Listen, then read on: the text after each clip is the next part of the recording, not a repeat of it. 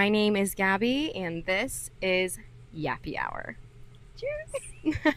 Welcome, welcome. As you guys can see, we have a very exciting guest today. This is my best friend, Mary Payne. She is visiting from the Midwest currently, so super lucky that we were able to pop her in for an episode. We were so excited to have you on. You were one of our requested guests, of course. Of course. So we've got lots of questions for you, lots of things to talk about.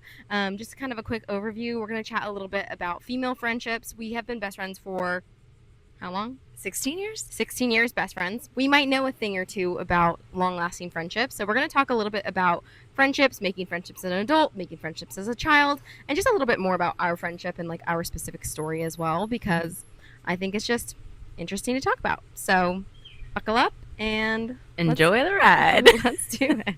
Okay, so I will let you start with the story of kind of we went to the same Catholic school, how we ended up crossing paths and becoming good friends. Yeah, so Gabs and I went to school together our whole life, except for kindergarten. But I don't really remember her or I don't really remember you until 6th grade. Really? Well, I remember you before that, but like we weren't like super besties until 6th grade. So 5th, 6th grade is when I have some memories of you like in 4th grade. Really? Yeah, like 3rd or 4th grade. I have like a few random There's just memories. a few people that stood. I like don't remember a lot of the classmates. Yeah, there were a lot. Yeah, so 6th grade we became best friends. We both had other friends. I grew up in a town next door to hers, and so she had a lot of friends like around her house where she lived because it was like more kids. But in 6th grade we just hit it off and we just got each other. I've always said that like Gabby just gets it. Like I never have to explain anything to her. No matter what is happening, she just gets it. Yep. And so it's made it easy in that way. But yeah, we hit it off in 6th grade and then had all the middle school fun, and then into high school we kind of just like did our thing. Yeah, it was really just us. I feel like we didn't have a big friend group in high school. Like we had some guy friends and things, but like it was truly just like me and Mary. Like we were just like anywhere we went together. Anybody who knew us both. Yeah. Like, we were a package deal. They'd be like, if I walked by, they'd be like, where's your sidekick? Where's Gabby? If I was at something, where's Gabby? Like we couldn't be alone. Yeah. And I feel like our parents both like started to think of the other as like almost like a stepdaughter or like adopted daughter, because we spent so much time at each other's houses. Like even today, her dad still will like text me daily being like, how's my daughter? Like, how are you? Yeah, it's cute. It's so special to like really have that like deep friendship with one person, because I feel like nowadays it's really glamorized to like be friends with everybody, right?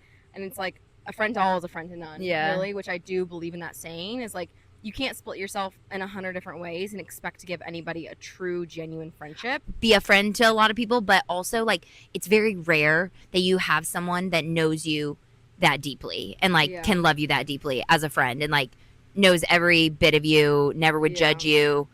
There was a thing, the trend, like, we listen and we don't judge. I was like, we've been listening and not judging for our whole lives. Like, everything you say. Over a decade. Yeah, it's very rare, I feel like, and very lucky to have a friend that knows you like that. Yeah.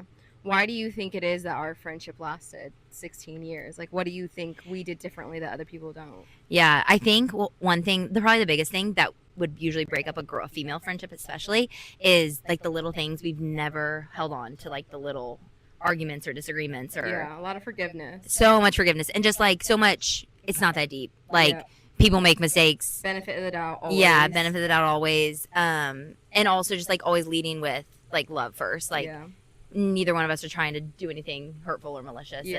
Like we know that's not your intent, even if you do something like you didn't mean for it to be hurtful. And I think like we both have been on the giving and receiving end of forgiveness for different things, but it truly never has been that deep. And that's something that we've always, like, even with something I've really noticed with female friendships is that people are very like nitpicky and they keep score.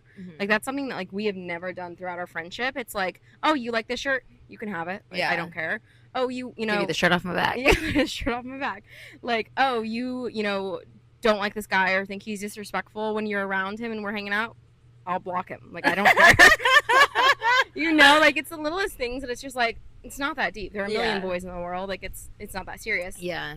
And even, like, when we go out to eat and things, like, it's always been like, oh, no, I've got this one. Like, you can get the next one. Like I truly think 16 years later, I think we're dollar for dollar even. Oh, 100%. Like, even Matt, like, I don't even. Yeah, like, we've never kept score or kept track, but it's like, oh, I'll buy our flights. Oh, I'll pay for dinner. Oh, I'll buy the Uber. I'll do that. You know, it's always like we both are trying to outdo each other in love, which I truly think is like the secret to every successful relationship, whether it's a friendship, whether it's like an actual relationship between a man and a woman, a marriage. Like if you truly are always leading with trying to outdo the other in love and trying to do the most you can and pick up whatever slack. Like sometimes I feel like I give 90%, you give 10. Sometimes we give 50-50. Sometimes you give 100 and I give 0. Like there have been so many seasons that we have switched off on like who is the driving factor, because like you just have to realize like you're not always going to be able to give an equal amount of effort. Yeah, and I think the other thing is, especially since you've moved here, kind of backstory. So we lived out of high school, we were roommates for like 5 years. So we lived in like 4 different houses, 2 different cities, 2 different states. Which is crazy in itself, because I feel like most friendships that go into moving in and living together always end up in disaster. They do not end up friends. They never end up because friends. of petty little drama of living together. And especially ones that you would not expect to. Like, it always seems to end that way. Always. But I've known several people. We made it work, and I'm like lucky. I'm like grateful that we did. So we lived together for 5 years, 2 different cities, 2 different states through COVID, and then Gabby moved down to Florida. I stayed in Kansas City, and when she moved, of course, that like adds a whole other factor to a friendship. A whole other level. A whole distance. You're doing long distance with your best friend. It makes me so much more grateful too. Like like being here right now in Florida for the 4th, like it's such a gift just to come down, and also the time that you do get to spend together. We spend it very well, and I think we've done a really good job of like still being able to see each other, like going back and forth like every few months, like either you come here, like I was just there in March for her birthday, before that she was here in December, like it's like literally every 3 or 4 months one of us makes the effort to travel. And it takes effort. Like that's the other thing I think, like people, they stop, and it's in relationships and in friendships, like you just stop giving effort. Like you have it, like it's not easy to come to Florida. It's not quick, like it's not a quick flight, costs money, you're taking days off work, like all the things, but like she also broke her phone in the ocean on this trip. My phone is now comatose. Like I don't now have she's down a phone. So it takes effort, but like it's worth it. But it's so worth it. Yeah, I will say as well, like with friendships, it truly is just always the benefit of the doubt, because we have walked so many seasons together, and like the way that our friendship was when we were in middle school and we see each other at school every day, versus high school when, you know, maybe we have relationships, starting to have boyfriends, like we went through our first heartbreaks together, we went through our first serious relationships together, we lived together, moved out of our parents' house, had an apartment together for the first time, lived apart for the first time. Like we have gone through so many seasons, and now like me being a mom, like I had my son obviously, still single, living her life, and here I am engaged with my fiance and my baby who's 2 years old. I live a very different lifestyle than she does, obviously. Like, we don't align on some things because we're just in different seasons. We're in different seasons of life. You're a mother. But, You're a mommy. I'm a mommy. I'm a mommy. Mamacita. It's so true. Like, you are literally a mother. I do not have a child. Like, it's very different. And I think a lot of friendships end because you are on different levels. Like, I know a lot of people who are best friends. One gets married, starts having kids, and she's like, well, I just can't relate because we don't party anymore. We don't go out together. We don't live the life of friends that we did before that. But I feel like our friendship has overcome those differences because it was rooted in something so much deeper, and just like, let's go out and drink friends. Like we had so many different facets of our relationship where even when those things change, it didn't take away from the fact that like we're still good friends, we're still best friends. Also, it's just so crazy because there's so much lore, like there's so much history between us that like it can never, like I can name the random, like you were, like, you know what I mean? Like you get it because it's like so past, like something that comes up in my life that I can relate back to, like when we were in 6th grade. It's like you're the only person besides my siblings that get it too. I know. And we've done so much together. Like we've accomplished so much. Like we literally have traveled the world together. We've been in Paris. Just like we did everything. We did the 19-year-old running around the globe, not a care in the world. So neither one of us went to college too. So we both chose not to go to college, chose different paths, and because of that, the experiences and the opportunities and the doors that opened were like such gifts. Like so we were fortunate. 18 with like full-time salaries. Let's just book a flight to Paris. Let's go to Mexico for a week. Like we did it all, and I'm so grateful because so fun. Where I am now, like if I had not done that then, I don't know when I would have gotten the chance to do it. Because like you'll never be more unattached. You'll never be more free. You'll never be running around Paris. Like the money we can get back, but the memories that we have of that time, like truly are priceless. It is really funny too, though, because we are very different. This is just reminded me of something. Me and Gabs are very, very different in the way, more of just like our personality, like our temperaments. We're very unattached. It's so funny because all like growing up, like we'd have our backpack, right? Like I had a backpack that lasted me like 6 years. Like I used it every year through middle school and high school. Gabby would show up to school and just chuck her backpack, like just chuck it. Like the backpack would be falling apart. You'd be like, I'm getting a new one. Like it's fine. Like I would very just tie it together. I was like, I'm keeping. I like to keep it. Yeah, she's very type A, I think. I'm more type B for sure. Gabby like wouldn't do the dishes, right? Like she would take too many days to not do the dishes, which that's her fault. My fault. I would be so OCD, like I could not enjoy my meal. I could not enjoy it with my friends because I'd have to do the dishes. No, Mary would fully deep clean the kitchen from top to bottom, do after all I the made dishes my food. Before she ate her food. Her food would be sitting on the table getting cold, and she'd be like literally scrubbing the baseboards. And I'm like, I would come in. I would not scrub the baseboards. She was literally like so anal about it, and I'd come in and be like, Mary, go eat your food. And like, you can do the dishes later. It's not that deep. But then on the other hand, I would make dinner and the dishes would stay overnight, and then it'd be the next morning, and then like I'd be like, bitch, clean these dishes. Wash the dishes. So I do think we really balance each other out. 100%. But I do always remember in school, like we would get back like a folder full of our papers, like. We would get all of our graded papers back, and I would like sit next to Mary, and I would see her like literally alphabetizing in this folder of like history, this date, like organizing it by date and by what grade she got, and like I literally took every paper in one handful, crunched them, and shoved them in my backpack. Like, yeah. I literally was like, these are going in the trash. I don't care. Why do I need to keep these? Like, wait. So okay. Another really cool thing is that, so you guys know I was a single parent and a solo parent. So when I went through my pregnancy alone and I knew that I wouldn't have him be involved and he wouldn't be there when I gave birth, so I hired a doula, which I think was really great advice for anyone who's going to be a solo parent, because they are like the designated person to like advocate for you, be that source of support. She was amazing. But on top of that, I wanted somebody in there that I knew and that I felt like really comfortable with. My sister was pregnant herself and about to give birth, so I didn't want to choose her because I was like, what if she goes into labor? Like, I wanted to have like a sure person. My mom, with her job, could not take a ton of time away to come here, and so I ended up landing on asking Mary to be there because she works remote, so she was like down here before I even gave birth, and she was very flexible on the timing. So Mary ended up being here when I did give birth. So I want to hear from your point of view the whole experience of like being in the birth room. Yeah. So basically, I thought it was Maria. Like, I thought you wanted Maria. She did. She wanted Maria. Yeah, she was my first choice. She was the first choice. But I didn't realize, when you told me, like, I'd like you in the room with me, I did not see that coming. Really? I was, like, fully prepared to be home, waiting for you to get back. Like, and so when she was like, I'd like you in the room, I'm like, no, for sure. Like, okay. No, for sure. For sure. I'll do it. So it was crazy because, so the night before you gave birth, you apparently had, like, labored all night by yourself, like, walking around, like, just like small contractions. It was picking up. She did it all day. And then by 8 p.m. that night, I was timing them. We were in the bathroom, and your doula came over. She was there, and she like looked at me because there was a moment that you were like struggling. Like, I think it was like starting to hit you that like we needed to go to the hospital. It started getting painful. She like looked at me and she was like, go give her a hug. And I was like, okay, like whatever. So I go in there. Also, Gabby's like not super physical touch. Like I'm like I love physical. She always like wants to be touchy and hug, and I'm always kind of like. And so I go up and I'm like, come here, Gabby. Like I give her a hug, and I was like, it was in that moment. And then like your water broke like 2 minutes later. Yeah. We go to the hospital. I drive her to the hospital. We're in the hospital for all night long. I helped like her labor through delivery. She were like massaging my back, pushing like, into her back, a towel on my head. There was a sweet picture of us, like I'm like laying in the bed with you holding your hand. Yeah. It was just crazy because I was watching her doula do her thing, and I was like a second doula in my opinion. Like it was, you were kind of following her lead, and it was a moment that like I was like, I want to be a doula. Like I loved it. Inspired you. I loved it, Gabby. Your entire birth, the way you went about it, the way you advocated for yourself, the way you stood firm in your decisions. Like I loved it. Going in with a plan.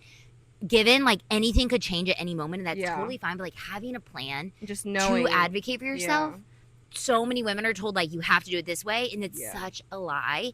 Yeah. The fact that you were in a hospital, which I love because there like, were so many things that I had pushed back on too that I did not expect. Like, do you remember? Because I brought my own gown to wear because I'm like, the ones there are disgusting. Other people wear them, they wash them, they bleach them like chemicals. Like that was just not what I wanted. You want to look pretty, like, and they're not comfy either. They're like scratchy, like sandpaper. I was like, I'm not putting this in my body.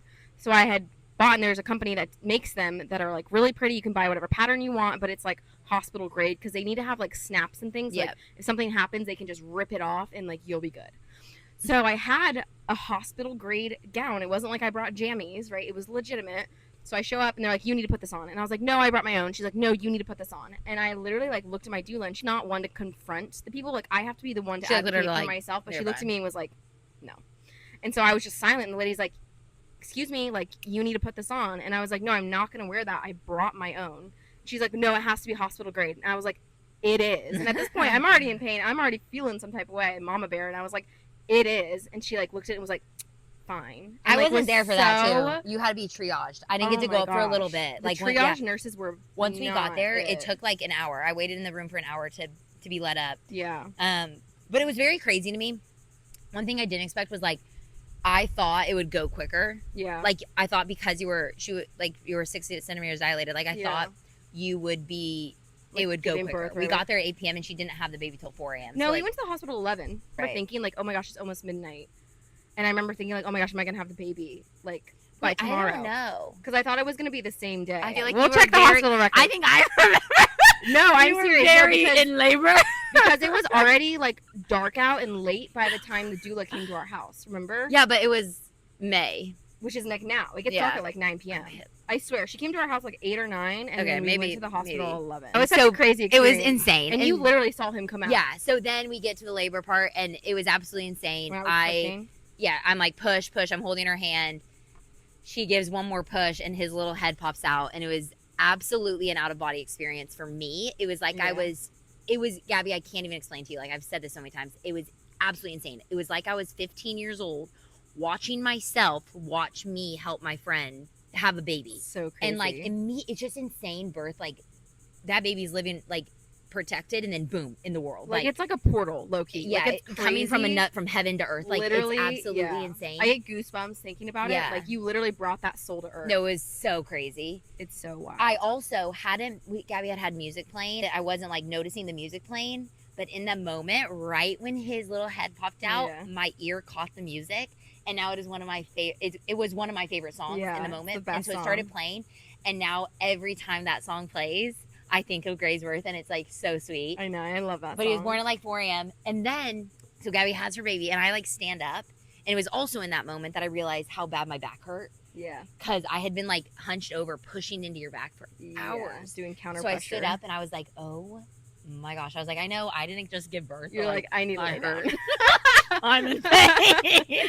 And then I fell asleep for like 2 hours, and I don't really remember. Well, you did happened. skin to skin with him. I did skin for about an hour. I couldn't do skin to skin, so you did skin to skin. I fell asleep at 6 a.m. And then you went to sleep. Yeah, and then I was like just with him recovering. Yeah, he was like asleep in the little. Also, like I didn't think about what to bring for me. I didn't think about that, and so every guy like always like, what's in the husband's bag? You know, I was like, I didn't do that. I should have. I used a freaking towel. Jammies. I was so uncomfy.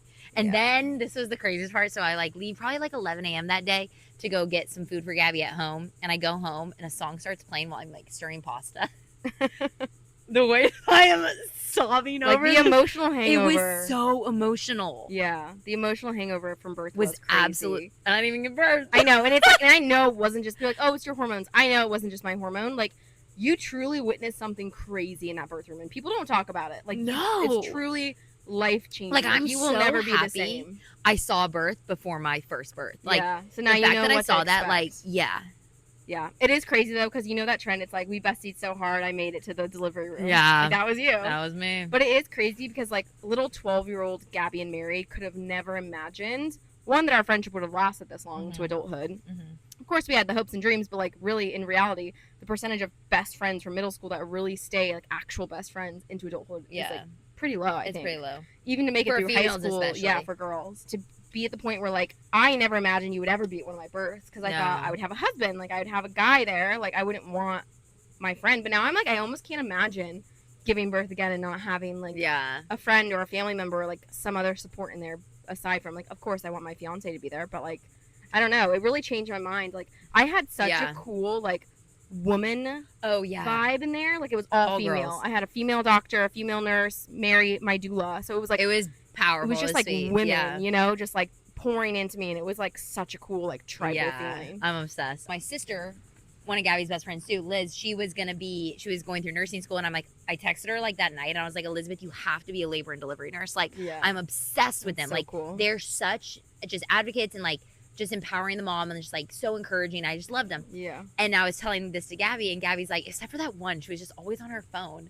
And I was like, she was texting the doctor when to come in. Like, wasn't. She like, was literally at the hospital phone. But, like, this lady was making me so anxious because she's standing right over me with her phone just, like, texting. And she was texting the And I'm like, can you get that away from me? Like, it felt like she was, like, videotaping me or something. Like, I was just, like, in so much pain that I was just like, get that out of my face. Get the phone away. Like, it was, like, making me so mad. I was like, can you go? Yeah. I know. I was like, she thought it was her phone, though. You were like, she was on her phone. No, yeah, I didn't realize it was, like, a hospital phone. Yeah, like, I thought it was, like, her cell phone. She was just, like, texting away. I'm like, literally about to give birth. I'm like, do you mind? Like, we're trying to do something here.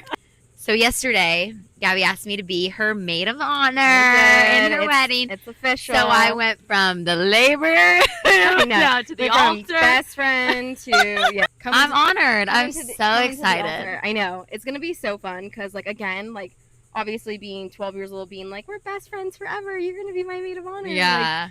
Like, that's crazy, now, actually. You know, like, I know. Bessie's so hard. In middle school, we made it to the altar. Yeah, literally. No, I'm so happy. Yeah. I also just love her fiance. Love Nick so much, and I love him for her. I love him for Gray. He's going to be such a good dad. Yeah. I'm like... Is a good dad. He is a good dad. Like, could not have hoped for something better. And it was tough there for a couple years. Like, it was rough for you. And, like, it seems like all of our prayers are being answered. Like, for sure. I've prayed so hard for this. And so it is just crazy to think about. Like, we did like pray like for my future husband so much, and it's like crazy to realize the whole time like it was Nick. Like, he was who we were praying for. Yeah, that's so insane. Isn't that crazy? Bro, I can't wait to see who I've been praying for. Yeah. For me. I know. And that's one thing, like for me, like the jig's up, the mystery's up. Like we know. My jig ain't up. We always were like, who is our future husband going to be? And like, we know who mine is, but like, you got any single friends, guys? Set a girl up. Set a girl up.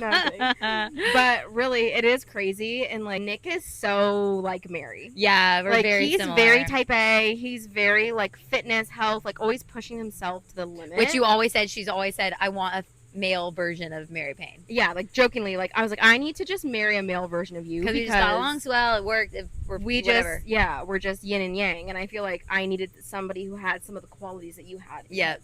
Friendship relationships are just like boyfriend girlfriend relationships when you really think about it. Like it's just two people choosing to be in each other's life, choosing to outdo each other in love, and it's like. People always, and that's another thing I feel like we've always preached is like pour into your female friendships. Yeah. And that's one advice that I always have for young girls and women. Like we just went to our high school reunion, 10-year reunion, not too long, like last month. There was not a single couple that dated in high school that was married. Yeah. All of the boys that we were all worried about, all of the little relationships that like took such a precedent back then, not a single one of them were married 10 years later, right? Yeah. But yet here we are with our best friend. Like we showed up to the reunion together. Like it's just so crazy. And I'm like so thankful that we always chose our friendship over boys. Yeah. It's also so crazy right now. So because I am single, like Gabby's here in Florida married, I've made some amazing, amazing friendships in Kansas City. And a lot of the girls are single too, which is like very rare. I feel like for that many girls. And they say Kansas City is the worst place to date, which I've never had to date really in Kansas City. My boyfriends I've met them not in Kansas City, and then also I've never had to like go on dates in Kansas City because I've been in a relationship. But when my friends say like it's hard to date in Kansas City, I've never understood it. But I look at them and I'm like, I have like 10 girls right now, beautiful, stunning, amazing, God-fearing women, such amazing women, and there's some amazing men too. And so I'm like. Why are we not? Yeah. No, I do think the real issue is because people do get married so young in the Midwest. Yeah. That once you get to our age of like 28, 29, it's like you almost have to wait for the divorcees. Like a lot, like there aren't that many single people our age. Like really, it's there like are right now though, Gabby. No, a lot of the people that are single, it's for a reason. Like if they didn't get married by now, or if they're not in a committed relationship, like not always, but I would say like a big majority is for a reason. I love having women that are also in the same stage. Like we're all together in on it. Yeah. It's definitely important to it's important to have who the walk friends. that season with you and like understand and but also just have the girls with you. Which is crazy because throughout high school and like even post high school when we lived together, I feel like it was always just me and Mary. Like it was just us two.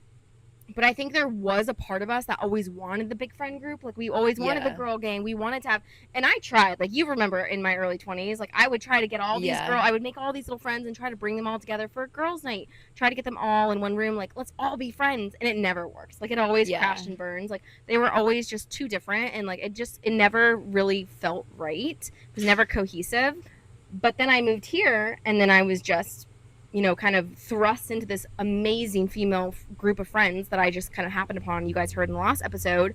Had a roommate. She introduced me to her whole group of friends, and those have been my girlfriends for 4 years, and they are amazing. Love them to death. Yeah. But then I feel like leaving you in Kansas City, like, you had 1 or 2 girlfriends, but then the way But I will say, like, I don't know, we have different personalities too. Like, but I do remember having that in our heart where we're like, oh, I wish we had a big group of girlfriends. Yeah. But it's just crazy how I moved here and I just, like, happened upon it, and then you with your run club, it just happened upon it, and now you have, like, an amazing group of girlfriends too. Like, and they all wanted it too.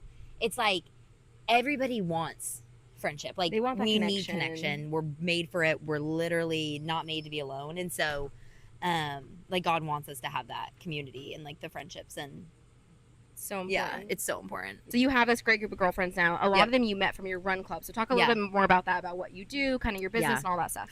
Yeah. So my job that pays the bills is I work at a tech company. That's my job. But what I'm passionate about and what I love and what I am trying to move more into is health and fitness and wellness and mind, body, soul. So I am an integrative health practitioner.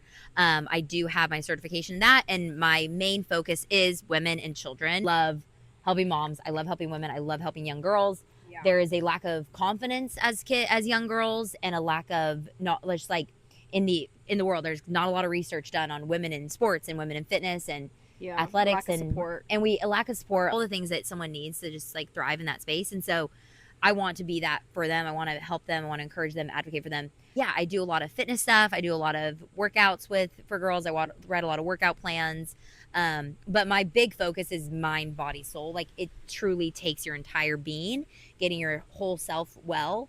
There's not one, and I've been in many different camps. Like, I've been very intense, and like to where I like didn't think a workout counted unless it was 2 hours long. I was drenched in sweat, could not take another step. Like, currently I'm like my happiest and like healthiest, and like to be a healthy person is eating whole foods, moving your body, and having community. Yeah. Like, those are the 3 things that will help anybody thrive in life. Yeah. And just take their life from like good to great. And so, and I do think it's really real, like the loneliness epidemic, and like, oh my gosh, the way that there aren't third places and things like that you talk about a lot. So this third space, this is a very like common term nowadays. It's like people go to work and they go home, but where's that third space that they can find friendship, they can find community, and they can get out and do something and enjoy their lives? And it's not just a bar or drinking or something you have to pay for. Yep. Or yep. And so a couple of us in Kansas City started a run club.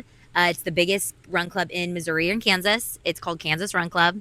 It started in Kansas, now is in Missouri, and that's kind of the joke. It's so fun though. So every week, Wednesday at 6:30, we have about 400 to 500 people meet. We run 3 miles. And the funnest part about it is, like, I'll be scrolling on social media and I'll see 2 people are getting coffee, 2 people are going on a date, a group of friends are going on another run. Yeah. We're going on a trip. Just because they met at Kansas Run Club. And it literally brings my soul so much joy seeing these friendships form, the community. Like, I leave every single Wednesday, I can literally cry. So grateful and so happy, are amazing. And every single one of those people goes there to like push themselves, to try something new, to get out of their comfort zone. You see people walk up by themselves, just stay there on their phone, and I'll like go up to them and be like, "What's your name? Like, first time?" Like, they're like, "Yeah." I'm like, so shy, but like they need that space. Yeah. And it's just like parents are there with kids in the stroller. Gosh, the strollers, the dogs, like the kids, everyone. And it just like, I love the quote, like, if you build it, they will come. Like, people want that, but people don't know where to start. Yeah. And so like, if anyone out there is like wanting to do something like this, create a third space. It doesn't have to be a run club. It could be anything. It could be a sewing club. It could be a movie club. Like, people need people. And I encourage you to do it because it could change their life. It could change your life. And it's changed my life. And the opportunities that have come from helping found this run club have been so crazy. But yeah, we have ran a few marathons. And now you're getting ready to do Berlin. So I'm doing Berlin Marathon September 21st. If you want to donate to Team Red, White, and Blue. Yeah, running Berlin Marathon in September. Going to run the Kansas City Marathon in October, and then I'm doing a High Rocks competition in November. So if somebody lives in the Kansas City area and they wanted to get involved in the run my club, gosh, where would they start? Well, first of all, find me on social media. I'm at Got Payne, at Got_Payne, Payne, on TikTok and on Instagram. And then we have at Kansas Run Club. But follow me on Instagram and just like message me. Like I'll invite you to things there, because Kansas Run Club isn't the only run club like I'm a part of now. Other run groups and workout groups and gyms. So fun. And then so you're kind of health and wellness. On the wellness side, you have your tallow business. Let's talk about that for a little bit, because that's so cool. I love that you finally, this is something that I feel like Mary, I've seen it in her for like years now. She's always wanted to do something, and like she's always had these kind of like, I don't know, white collar jobs. Like you work for a tech company, like something 9 to 5 office vibes. I like the money, but which is great, pays well, great, security and benefits. But I've always seen something deeper in her where I'm like, you need to start something. So I helped her start her first fitness page. Yes. When she started. Oh my gosh, I forgot you helped me start that. I like forced her. I was like, we're taking photos. I made her climb up on our roof of this little like townhouse we lived in. Took her photo on the roof of her with this little shirt I got her that said "Got Payne." Yeah. And I was like, you're starting this account today. This is your profile picture. Like, just do it. And she did. And she started posting her workouts, and obviously it grew to something bigger. It's so crazy because, I needed that push to do it. But, I've always had, like, an entrepreneurial spirit, and I really want to run my own businesses and such. I needed the push. Gab's very much like, just do it. And so I did it, and it's been my favorite thing. Like, everybody knows me now as, like, Got Payne. Like, which is crazy because I came up with that name. Literally. And now I have founded another company called Got Tallow. So I also love the Got because it can be so many things. Like use it that was very smart. Much. I don't know if you meant to do that, but like it was very smart because now I can like break it off into many different interests. But also like with the last name Payne, Payne, it's kind of just badass. Yeah. For like fitness and wellness, I'm like, you have to use that in the name. Like that's just too good. Yeah. So so now have founded Got Tallow, which is a skincare company. Currently I make a moisturizer and a lip balm. It's from grass-fed, grass-finished beef tallow. That is like the base, and then it has source it locally, right? Source it locally, organic coconut oil, beeswax local, and then essential oils. And it is the most delicious, buttery, soft. It smells so creamy good. Moisturizer made from 4 ingredients that are all local. You know the names. I'm a huge proponent of if you cannot put it in your body, then you should not put it on your body. Yeah, like knowing the ingredients, knowing what goes into these people just pouring these toxins and chemicals that are literally wrecking our hormones, wrecking our bodies, wrecking our livelihoods. So, I have a moisturizer now. I'm trying to get a sponsorship from Neutrogena over here. They're really killing it. Not on my watch! You can get a sponsorship from Got Tallow. Okay. But no, truly, I've used it for years. Yeah. And only recently she's like really got a website and branded it. Yeah, so the branding is really cute. One of my friends love to see it blow up. But I was one of the OG. No, 100%. One of the OG users. It's so good, and it truly like works on everything. And I'm actually now in the process of creating a tallow-based sunscreen. So adding some zinc and some vitamin E to protect the skin, and really awesome. Yeah, I'm obsessed. I just love it all. Super cool. So if you are a crunchy girly, if you care about your skincare, Crunchy Moms Unite, want to know what goes into it, and you want to know where it's coming from, and it's made with love and joy and loveliness. Yes. Definitely check out her tallow business. Got Tallow. So my Instagram fitness, Got Payne, Got_Payne, and then my moisturizer company, Got_Tallow, TALLOW. Perfect. And one last thing I wanted to talk about was you have obviously had some friendships that you've had since middle school, me included. Yes. And then some friendships, like you said, you've made in the past year. Yeah. So obviously those are both different seasons, different way to go about making friends. But what's like overall advice that you would give girls? Like, for example, somebody who is 20-something and doesn't have a lot of girlfriends and wants to make good friends. Yeah. Like, what advice would you give them? I think, so I like truly am so blessed with the girls that are in my life right now. To girls that are looking for friendship, are craving for community, are craving friendship and craving girlhood, message them, reach out to them, just reach out, put it out there. There are 2 girls in particular in Kansas City that DM'd me on Instagram that are both more shy. It was a shot in the dark. They normally don't do that. I would do that. Like, that's very much my personality. Just like very outgoing. I'm very outgoing. I like want to talk to everybody. I love people. But there are girls that wouldn't, out of their comfort zone. They took a shot in the dark, and they sent me these messages on DMs, and they are 2 of my very best friends now, Lakin and Avery. And it is so sweet. I screenshotted those DMs now because we have a cute picture of us 3 together, and I'm like, this friendship would not have come from you not sending that message. One moment of courage. That one moment of courage. Gotta get out of your comfort zone, and it's so hard. And even if that person doesn't respond, I think keep putting yourself out there until you are, because it will come. If you look for it, it's all around you. You have to just look for it though, and you have to be in the position to find it and be able to receive it. And so pray for them, pray for good friendships. Look for them, and you will find them. But put yourself in a position to receive it. There is something really comforting, and this is something that comforted me in my 20s, was you don't know all the people you will love yet. You have not met all the people you will love or who will love you. You haven't met all the people you'll be friends with in your lifetime. It'll continue to change, and you'll lose some friends, you'll gain some, whether you move or go to a different state, or friendships just grow and change, and not all of them are meant to be forever. And that's totally okay. And that's okay. Sometimes friends are just for a season. Some you will bring with you throughout your life. But I will say, I don't know, I even think about, when my son goes to school, I'm going to have mom friends, and I'm going to have, all these different friendships. When we buy a house, we'll probably have friends that are our neighbors and down the street and block parties. There is so much to look forward to, and I know a lot of people feel like they are in such a season of loneliness. Yeah. But I honestly, I appreciate those seasons, because there were times when I had no other friends. When it was, just me and you, and, you would travel and be gone, and I would just be home alone, being I wish I had somebody to hang out with. I wish I had somebody to go on a walk with, someone to get coffee with, and I didn't. Yeah, and I think to your point too, there's goodness in all of it. The seasons that come and go, the people, there's goodness in all of it, and there's beauty in all of it. You have to see it. And then the last thing I would say is be the friend you want to have too. To have a good friend, you have to be a good friend, and that may be reaching out more. That may be, picking up the slack. Everybody needs a good friend, and if you want a good friend, you have to be a good friend first. And so just love them hard. Yeah, and it is so true what they say of everybody wants a village, but nobody wants to be a villager. Yeah. You have to be a villager first. You have to show up for your people. Yeah. Show up at the door with cookies when they go through a breakup. Yeah. Be there for them, message them, send them a text. All of the little things and the little effort you put forth, you will reap back 100-fold. Yeah. But sometimes you have to be the one where it feels oh, this sucks. I'm always the one reaching out. Or I'm always the one hosting. But truly, it does all even out in the end. Yes. And know your boundaries too.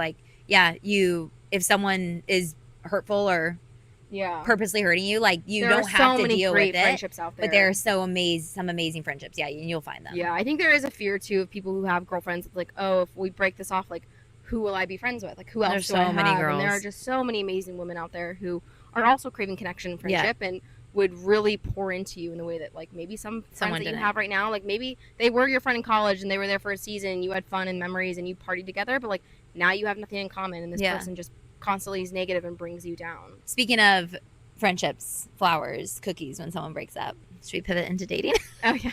Speaking of breakups, no, I do want to talk about dating a little bit, because I think that you have a good perspective of you're 28 and single. Obviously a lot of people around you are in a different season of life. I'm engaged, and I've only met my fiance I think 9 months ago. So obviously in some ways it probably sucks to be oh, she I never imagined I would be engaged before Mary. I really thought she would be the one, asking me to be her maid of honor. I never thought it would be me first, because even before I met my fiance and had my son Solo, I went through a very long, tumultuous relationship that wasn't going anywhere, and I never moved on. I never had another relationship, so I really did not imagine that I would ever get married. Before you. Yeah, it's so crazy too, because my mindset on it all has changed so much last couple years, because I have now so many women around me who are in the same stage of life. I have multiple friends that are 26 to 30 that are single, and I'm that's okay. We're very young, but I didn't expect this. I didn't expect to be single at 28, and I'm totally fine with it, because I'm not going to settle for just an okay relationship. I don't want my marriage to be okay. I want my marriage to be beautiful and amazing. And it will be, because I know God wants that for me. But I've had a couple different boyfriends, just a couple. I also am not a huge dater. I don't like going on first date. I know a lot of girls that are I love a first date. You love going on date. I'm frick no. I bet both of my boyfriends playing a sport and just like playing soccer and like it just happened naturally. And I also like was around a lot of people. I've never been on the dating apps or anything because I'm like, I couldn't do it. I can't do it. I know it'd stress me out. I won't remember their names. And I meet so many people in real life that I like don't think I need to meet any more people online. I'm excited, and I know that like my husband is gonna be awesome. And I'm so excited to like know who he is.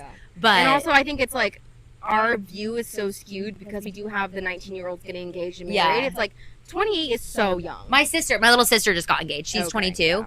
And so like, and like, did I think my little sister was going to be engaged for me? No, but like, I'm so excited for her because that's her person. I haven't met maybe I have, but like in this moment, I don't know who my person is that I'm going to marry. And like, I don't want to just marry someone that isn't. You don't want to settle because of some arbitrary timeline. Of like, oh, I need to be married before 30. I could be married. Right now. To either one of the people that I have dated. Or others. And I know that wasn't God's plan for me. And that's you would have been what settling. And I don't want it if it's not from God. Like truly. It can happen so quick. Like I literally like a year ago did not even know that my fiance existed. And here I am engaged. So like a year from now you could be engaged to somebody who you don't even know exists yet. So it's like when it truly is meant to happen, it will happen. God's timing. It's God's timing, truly. Like, and I pray for that. Like, you can't mess up what's meant for you. No, you can't. And I just pray. I just want to do God's will. Like, I want to do what He wants. I want to be with who He wants for me, because that's where true happiness is too. Like, I know whatever. If I were just do what I think is right, like it's not gonna. My gosh, I have so much error. In my last episode, I was like, if I got married to the person who I wanted to marry when I was 19 years old, me like, in the face. Imagine where we would be. Like, if God had let me have my way and was like, oh sure, you want to marry him?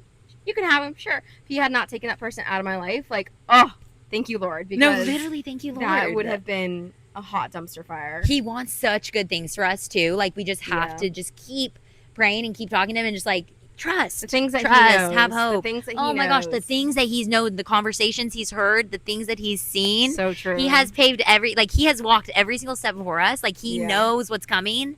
And we're out here being like, no, I want it this way. Like, and he's like, oh no, I'm taking this man out of your life. Yeah. And it's a blessing. And truly God's rejection is God's protection. Like, and not to say like both men that I had dated, like too, like are awesome.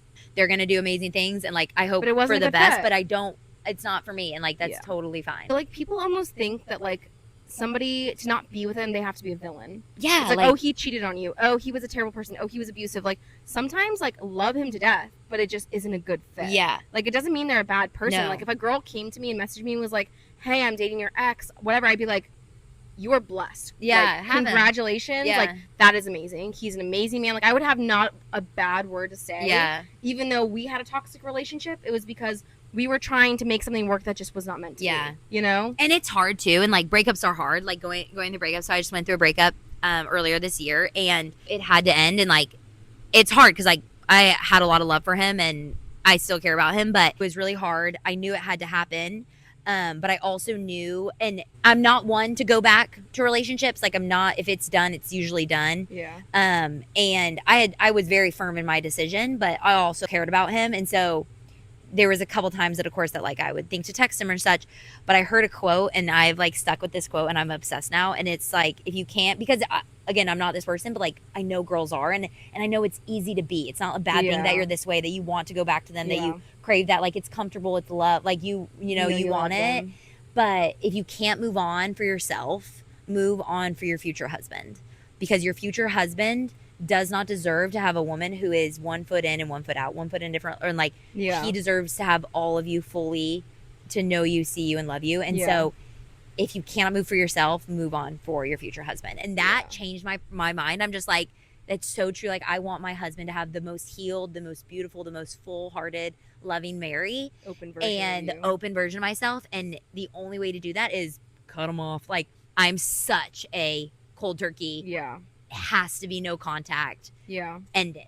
Be done. That's the best so way to you can move on. There's literally no other way to move on. I've tried to do the friend thing. Except for no contact. It never works. And it doesn't mean you don't love them. I think that's like the hardest thing of like people are like, I'm no contact, like F that person. Like, no, it's out of love. It's actually out of love to go no contact for both of you. The only way to move on is no contact. And I will say too, like the way that like you pray, like, oh please, like put my future husband in my life. God is not going to put that person in your life until you are fully healed and ready to receive it. Yeah. And I learned that the hard way. And I'm not preaching to the choir. Yeah. Like, truly, that was something I learned the hard way. Yeah.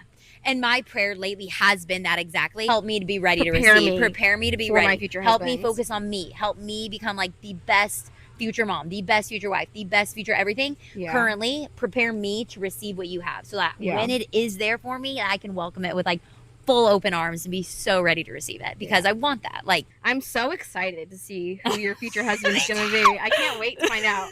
And I'm like, there's just so many things that I look forward to of like being pregnant together, having kids together, going on vacations together, like with our husbands and our kids. Like, it's gonna be so fun. Like, we're gonna be literally like, remember that one time we went on a walk and there were the two old ladies that were like holding hands walking. These cute old ladies were like walking this trail in Kansas City and we were walking behind them. And I was like, that's literally our future. Like, that's going to be us. You know, like above it all, truly pour into your female friendships because I'm so grateful that I spent my free time and my weekends with you when I was in 6th grade, 7th grade, 8th grade, 9th, 10th. Like, I'm so grateful that I didn't have a million boyfriends and I wasn't, you know, choosing to spend time with some guy over my friends because truly, like, I don't even remember some of the names of those boys. And it's crazy, too, because looking back, like, in the moment, I remember, like, wanting to text a boy and, like, my parents not letting me. We weren't allowed to date, like, in high school, all the things. And I'm so freaking grateful. So like, grateful. Like, that was our priority. It was a priority, and we were able to build that foundation to where, like, now that's still a priority. And, like, it's such a gift. Yeah.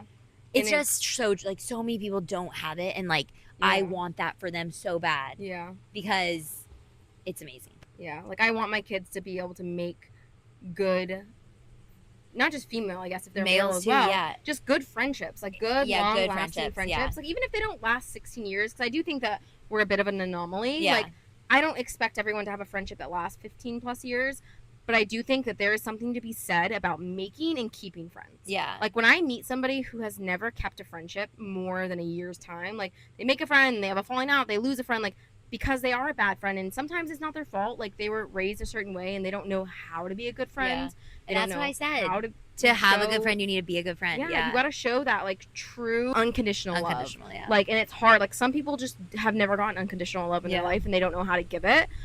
But I think that, like, truly it's something to work on if you're somebody who hasn't had any long-standing friendships. Make a friend and keep a friend, because it takes work. It's not easy. This friendship has not lasted for 16 years because it's just been like, oh, woohoo, like, all fun and games. Like, there have been hard moments. There has been a lot of work that we have both made a lot of effort to keep this friendship. Like I said, we've both led with a lot of forgiveness and a lot of, like, benefit of the doubt as well. Like, there truly, we were just talking about, like, there's only been like 1 or 2 days in the past 16 years that we haven't talked, that we haven't spoken, because in the grades of 6 to 12 we were in class every single day with each other, so we would always talk. And even when one of us was sick, like, we'd call each other and be like, hey, are you okay? You weren't at school today. And then we lived together for 5 years. And then even after I moved here, we would talk.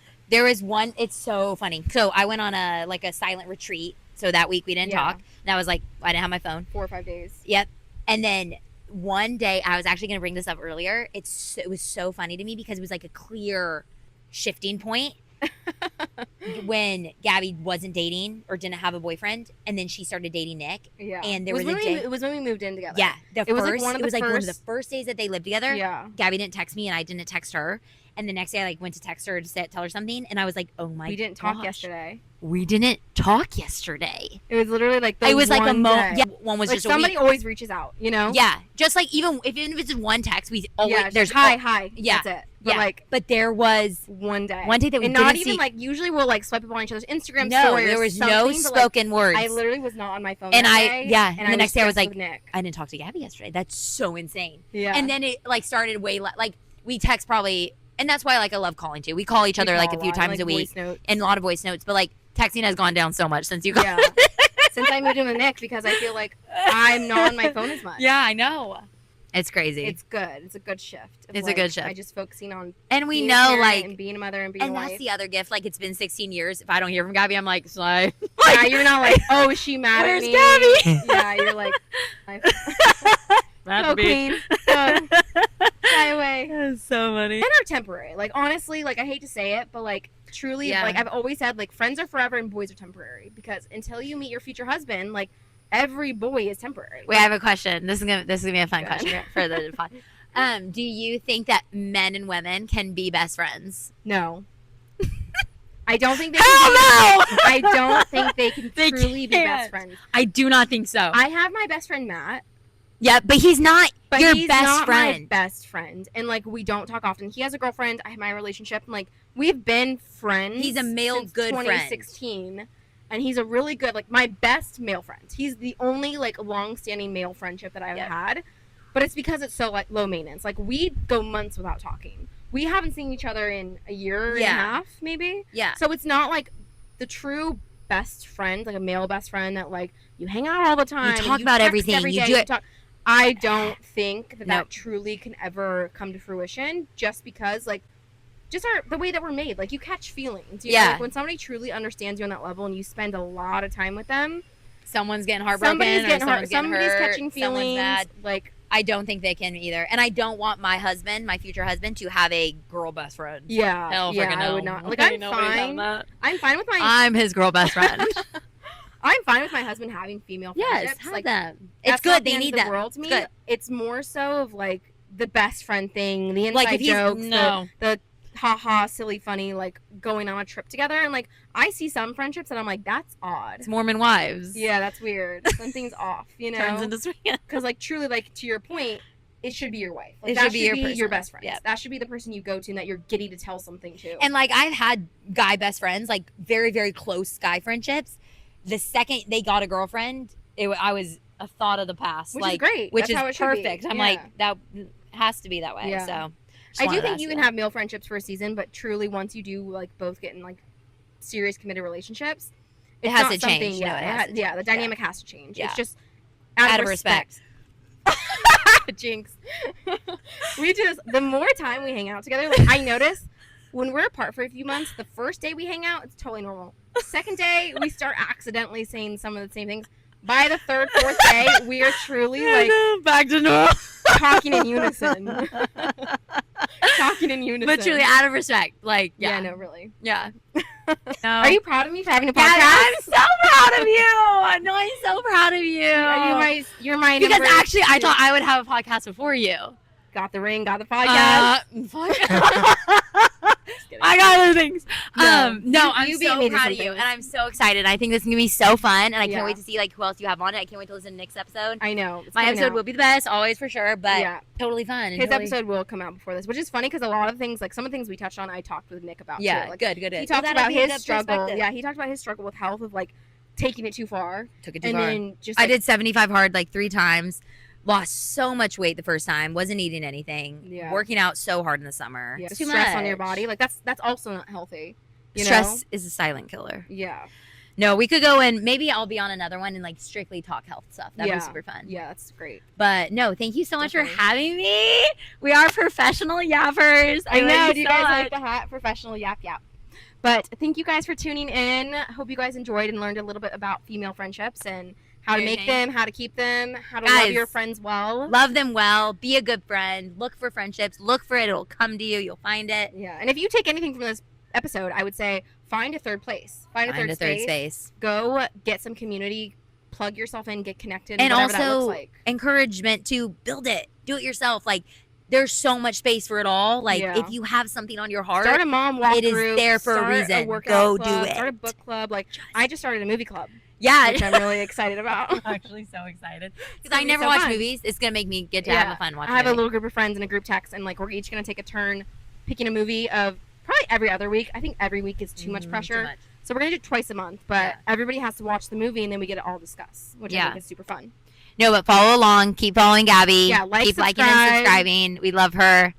Got Payne, got Tallow. Follow me. Find her on socials, and I will link in the description.